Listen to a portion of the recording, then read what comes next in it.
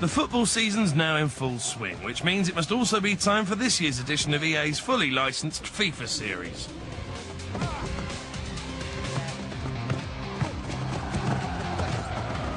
While it's an opportunity to bring in the current season's team rosters, shirt sponsors and haircuts, having a title that's updated year after year after year means that after a while, no matter how many little tweaks and improvements are made, it's still going to leave you with a familiar, been there, done that feeling.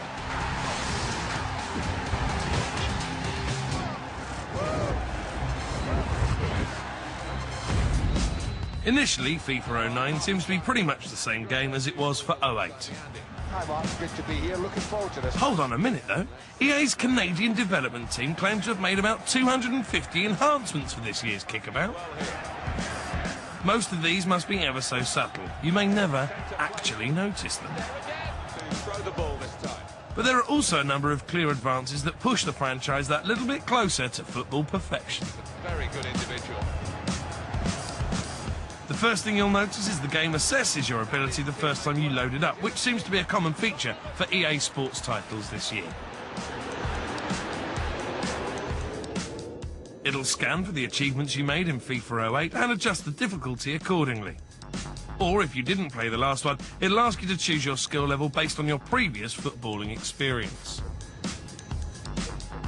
Understandably, there's no specific option for people who've played masses of Pro Evo, but you'll still get to choose a PES-style button layout if that's what you prefer. Having chosen the team you support and noting which sides have been promoted or relegated, the next question is if you'd like to sign up for a new service called Live Season.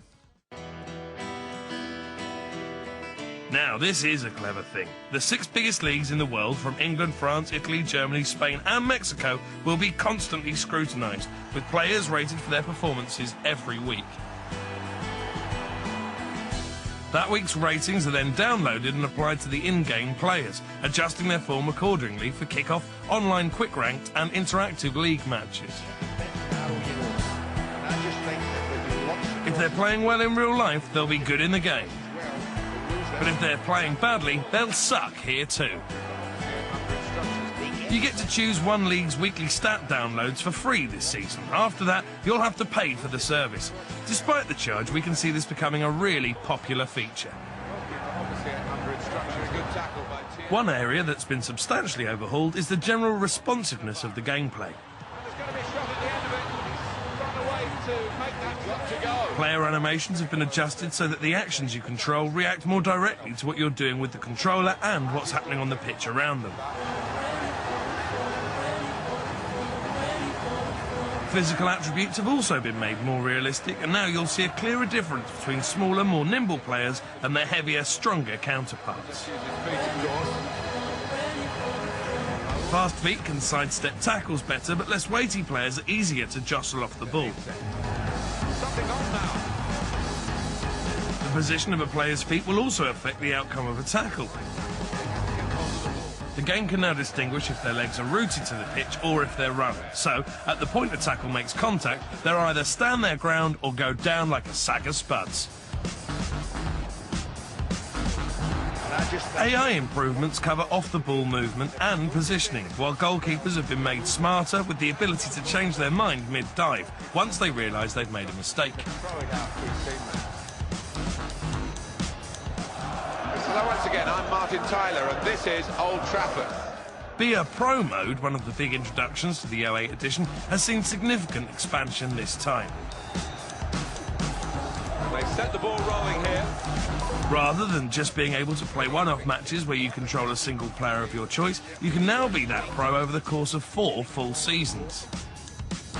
Your performances are rated after each match, and you can spend the skill points you're awarded on improving their abilities.